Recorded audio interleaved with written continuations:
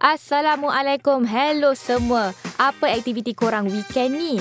Sambil-sambil tu, jom layan dulu seleksi berita viral paling hangat sepanjang minggu ini. Siapa yang tak cair dengan wajah secomel ini? Di tangga kelima, top 5 viral minggu ini ialah cerita mengenai gelagat nakal si kecil yang berpura-pura tidur selepas kantoi bermain telefon bimbit milik datuknya. Ibu kanak-kanak terbabit, Ku Nur Azlina Ku Aziz sempat merakam video Sofia Kristina yang baru berusia 16 bulan ketika dia pura-pura tidur kerana takut kena marah. Menurut Azlina, dia dan suaminya memang menghadkan penggunaan telefon bimbit kepada anak mereka kerana tidak mahu si kecil terlalu bergantung dengan gadget. Video yang dikongsikan Azlina di aplikasi TikTok meraih lebih 126,000 jumlah tontonan. Di tangga keempat pula, kisah seorang wanita yang sudah 10 tahun kesunyian selepas kematian suami akhirnya selamat diijab kabulkan dengan seorang duda berusia 72 tahun. Bibit-bibit perkenalan pasangan ini bermula apabila suaminya Othman Taha yang gemar bercucuk tanam meminta bantuan Norma Hashim, 65 tahun, menjual pokok aloe veranya.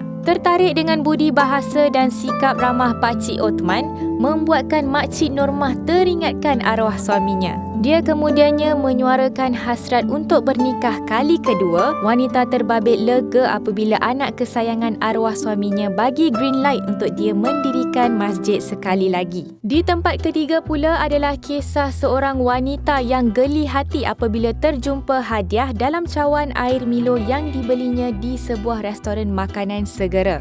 Berkongsi gambar benda asing tersebut di aplikasi TikTok, Nur Adila Matsari berkata dia dimaklumkan bahawa plastik berwarna hitam tersebut adalah nozzle minuman. Dia kemudiannya membuat keputusan untuk memulangkan balik nozzle tersebut setelah diberitahu mengenai harganya yang boleh mencecah lebih RM300. Katanya dia tidak berhasrat untuk melaporkan perkara tersebut, malah tidak marah kerana faham perkara itu berlaku secara tidak sengaja. Seterusnya, kisah seorang bapa yang sanggup berkorban duduk di tempat penumpang belakang untuk mendodoikan anaknya dalam kereta. Menariknya, si bapa bukan mendodoikan anak di pangkuan, tapi gigih memasang buaian di dalam kereta yang sedang bergerak. Menurut si ibu Nurul Nabilah Norizan, video yang setakat ini meraih 600,000 tontonan di TikTok itu sebenarnya merupakan rakaman pada 2019, iaitu ketika mereka dalam perjalanan dari Kuala Nerang di Padang Terap Kedah ke rumahnya di Semenyih, Selangor.